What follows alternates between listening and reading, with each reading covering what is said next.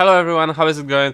It's Vandiril here, and today I have another test for you guys. Today we are testing the SION passive. So some of you requested that under my Zack video, so I'm gonna try to deliver. So, you guys asked if I can check the SION passive with the Gargoyle Stone Plate item, with the bug that's on the practice tool currently, where you can just spam it all over the time and increase your health. So that's what I did, you can see the results right now. So what I wanted to do is to try out the longest SION passive that's possible. So I was actually wondering, how long can a SION passive be? Can it be permanent?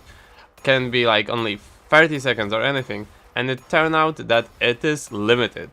So as you can see right now, SION passive is limited to 60 seconds. And it is actually really interesting. So let's start with the level 1. Let's imagine you have level 1.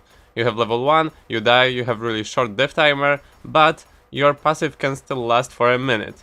So you have a minute to kill everyone you want, and then you will respawn instantly because your death timer was probably like 10 to 15 seconds. But what happens if a SION has a longer death timer than 60 seconds? And that's what I also tested. So here you can see that my death timer was around 70 seconds, 65 seconds of being dead, and then plus 5 seconds of the passive wearing off. So my death timer was roughly around 70 seconds. So then I just revived myself and did the same thing. So I died and I tried to wait. But the really interesting thing is that I respawned instantly.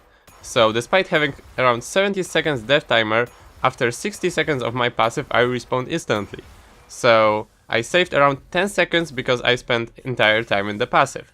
Of course, realistically speaking, it would be rather impossible for you to use, but if you ever get in a situation like this, it is possible for you to reduce your death timer by staying in the passive for 60 seconds. But what will happen if you have a death timer around 65 or 70 seconds, but your passive ends at like 58 seconds? And that was the last thing I decided to test. It turned out that I will still need to wait around 10 seconds. So if you don't make it before the passive ends, then you won't get the reduced death timer. But if you are able to be in the passive for 60 seconds and your death timer was longer, then you can save those extra seconds by respawning faster, which is pretty interesting, I must say. So yeah, that would be pretty much it in this video. If you liked it, then feel free to like the video. If you didn't, then feel free to dislike the video. If you haven't subscribed to me yet, then maybe consider subscribing. So yeah, thanks a lot for watching, guys. Take care and have a great day.